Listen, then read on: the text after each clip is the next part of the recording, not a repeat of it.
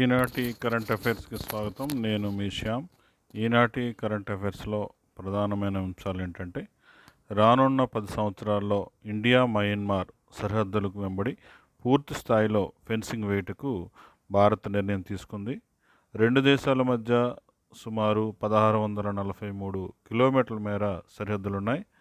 ఈ సరిహద్దుని అస్సాం రైఫిల్స్ భద్రతా దళాల ఆధ్వర్యంలో దీని ప్రొటెక్షన్ అయితే ఉంది. ఈ 1643 కిలోమీటర్ల సరిహద్దుని 31,000 కోట్ల ఖర్చుతో రానున్న 10 సంవత్సరాల్లో ఈ ఫెన్సింగ్ వేయడానికి మన భారత ప్రభుత్వం నిర్ణయం తీసుకున్నట్లు సమాచారం. ఈ సరిహద్దు ఫెన్సింగ్ తాలూకా ప్రత్యేకతలు ఏంటంటే, యాంటీ కట్ అలాగే యాంటీ క్లింబ్, అది కట్ చేయడానికి కానీ దాని నుంచి బయటికి రావడానికి కానీ, అంటే రాకపోకలకు ఎటువంటి అవకాశం లేని పూర్తి స్థాయి నూతన సాంకేతిక పరిజ్ఞానంతో ఇది వేయడం జరుగుతుంది ఫెన్సింగ్. అయితే ఫెన్సింగ్ బాధ్యతలు అస్సాం రైఫిల్స్ ఆధ్వర్యంలో జరుగుతాయి. రానున్న 10 సంవత్సరాల్లో ఇది పూర్తి కానుంది. రెండో అంశం కనుక మనం తీసుకున్నట్లయితే, కేంద్ర ఎన్నికల కమిషన్ ఓటర్ ఐడి కార్డును అలాగే ఆధార్ కార్డును లింక్ చేయాలని ఒక కార్యక్రమం అయితే చేపట్టనుంది. ఇది గతంలో 2015 నుంచి voter ID card Aadhaar card లింక్కి ఆప్షన్ ఇచ్చినప్పటికీ ఇది అంత పూర్తి స్థాయిలో జరగలేదు. అది స్వచ్ఛందంగా ఆప్షనల్గా ఇవ్వడం వల్ల పూర్తి స్థాయిలో అయితే ఇది జరగలేదు. ఈ మధ్య కాలంలో ప్రతిపక్ష పార్టీలు ఎలక్షన్స్లో అక్రమాలు జరుగుతున్నాయనే ఆరోపణలు చేస్తున్న నేపథ్యంలో కేంద్ర ఎన్నికల కమిషన్ ఈ దిశగా అడుగులు వేస్తుంది. రానున్న రోజుల్లో ఓటర్ ఐడి కార్డు అలాగే ఆధార్ కార్డు లింక్ అనేది కంపల్సరీ చేయనున్నారు. ఈ విధంగా జరిగితే భవిష్యత్తులో ఎన్నికల్లో అక్రమాలు నిరోధించడానికి ఒక విధంగా ఆశాజనకంగా అయితే ఉందని మనం చెప్పుకోవచ్చు. ఈనాటి కరెంట్ అఫైర్స్లో మూడో అంశంగా తీసుకున్నట్లయితే, భారత ప్రధాని నరేంద్ర మోదీ అమెరికా పర్యటనలో ముఖ్య అంశాలు తీసుకోవచ్చు. అమెరికా పర్యటనలో అధ్యక్షుడు డొనాల్డ్ ట్రంప్తో ప్రధాని నరేంద్ర మోదీ 2025 ఫిబ్రవరి 14న సమావేశాలయ్యారు. పలు ద్వైపాక్షిక వాణిజ్య అంశాలపై చర్చించిన తర్వాత ఇరువురు ఉమ్మడిగా మీడియా సమావేశంలో పాల్గొన్నారు. ఈ సందర్భంగా ట్రంప్ మాట్లాడుతూ, ఇండియా మా ఉత్పత్తులు ఎలా సుంకాలు విధిస్తే మేము అలానే విధిస్తాం, భారత్తో పరస్పర సుంకాలు ఉంటాయని పేర్కొన్నారు. ఈ పర్యటనలో ముఖ్యాంశాలు కనుక తీసుకున్నట్లయితే, మోదీకి ట్రంప్ స్పెషల్ గిఫ్ట్ ఇచ్చారు.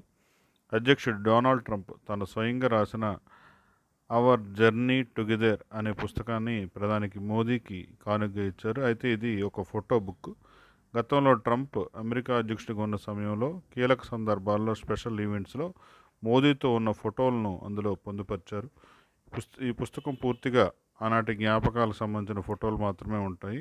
ఈ బుక్పై mister prime minister you are great అని రాసి ట్రంప్ సంతకం చేసి ఇవ్వడం జరిగింది. రెండో అంశం తీసుకున్నట్లయితే, ద్వైపాక్షిక వాణిజ్యంలో మిషన్ 500 పేరుతో కొత్త లక్ష్యాన్ని ఏర్పాటు చేసుకున్నారు. సుంకాలు తగ్గింపుతో పాటు మార్కెట్ ప్రవేశాన్ని మరింత సులభతరం చేసే ద్వైపాక్షిక వాణిజ్య ఒప్పందం కుదుర్చుకోవాలని భారత్, అమెరికా నిర్ణయించుకున్నాయి.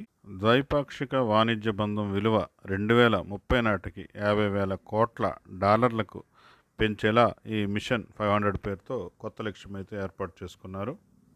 అలాగే భారత్కు F-35 యుద్ధ విమానాలు విక్రయించేందుకు అమెరికా అంగీకరించింది. భారత రక్షణ సామర్థ్యాలను మరింత ఇనుమడించేలా కీలక అడుగు పడింది. శత్రు భీకరమైన F-35 యుద్ధ విమానాలు భారత్కు విక్రయించేందుకు అమెరికా అంగీకరించింది. ఈ F-35 యుద్ధ విమానాల గురించి సంక్షిప్తంగా తీసుకున్నట్లయితే, ఫైటర్ జెట్లకు సంబంధించి 5వ తరం యుద్ధ విమానాల్లో F-35ను చెప్పుకోవచ్చు. F-35 ఇది 8 టన్నుల బరువైన ఆయుధాలతో గంటకు 1200 కిలోమీటర్ల వేగంతో ఇది దూసుకు వెళ్ళగలదు. అత్యాధునిక రాడార్లు, పటిష్టమైన ఎయిర్ డిఫెన్స్ వ్యవస్థను కూడా ఇది ఏమర్చగలదు. వీటి ఖరీదు 700 నుంచి 1000 కోట్ల వరకు ఉంటుంది. అలాగే అక్రమ వలసదారులను రప్పించేందుకు సిద్ధమని మోదీ ఈ సందర్భంగా ప్రకటించారు. అమెరికాలో అక్రమంగా నివసిస్తున్న 300 పైగా భారత్కు చెందిన వలసదారులను అమెరికా ఫిబ్రవరి 5 నుంచి 3 విడతలుగా రవాణా విమానాల్లో వెనక్కి పంపించింది. అమెరికా అధికారులు పంపిన 487 మంది వలసదారుల పేర్లు, ఇతర జాబితాలు పరిశీలిస్తామని భారత్ అధికారులు చెప్పడం జరిగింది.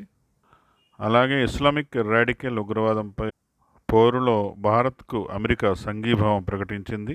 2008 ముంబై ఉగ్రవాదుల దాడుల్లో దోషులందరికీ శిక్ష పడేలా చూడాల్సిందేనని పాక్ స్పష్టం చేశారు. ఆ దాడుల్లో నిందితుడైన తహవ్వూర్ రానాను అప్పగించడానికి అంగీకారం జరిగింది.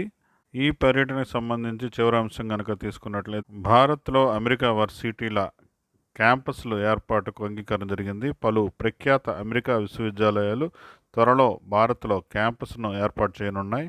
ట్రంప్తో ప్రధాని మోదీ చర్చల్లో ఈ మేరకు నిర్ణయం జరిగింది.